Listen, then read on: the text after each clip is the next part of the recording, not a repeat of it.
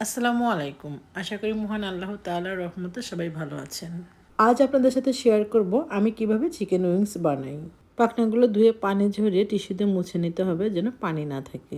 পাখনাগুলো মাখানোর জন্য আমি মশলা রেডি করে নেব। দিয়ে দিলাম দুধ, সয়া সস, টমেটো সস, মরিচের গুঁড়া, আদা বাটা, জিরে বাটা, রসুন বাটা, গোলমরিচের গুঁড়া। দিয়ে দিয়েছি লবণ। লবণটা অবশ্যই পরিমাণ মতো দিতে হবে কারণ সয়া সস কিন্তু লবণাক্ত। দিয়ে দিলাম ভিনেগার। সবগুলো মশলা খুব ভালোভাবে মাখিয়ে এবার আমি পাখনাগুলো হাত দিয়ে মাখিয়ে রেস্টে রেখে দেবো প্রায় 3 থেকে 4 ঘন্টা। এবার শুকনো উপকরণগুলো রেডি করে নেব।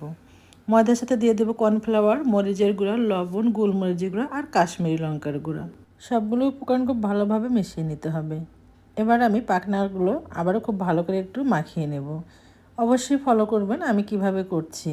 সব কিছু আসলে বলে বোঝানোর মতো না, দেখে বুঝে নিতে হবে। অবশ্যই চেষ্টা করবেন হাত দিয়ে এরকম করে চেপে চেপে ময়দাগুলো লাগানোর জন্য। এবার ভেজে নেওয়ার পালা। অবশ্যই ডুবো তেলে ভাজতে হবে। তেলটা খুব হাই হিটে রাখা যাবে না। প্রথমে তেলটা গরম করে তারপর চুলার আঁচ অবশ্যই কমিয়ে দিতে হবে। ধৈর্য সহকারে ভাজতে হবে।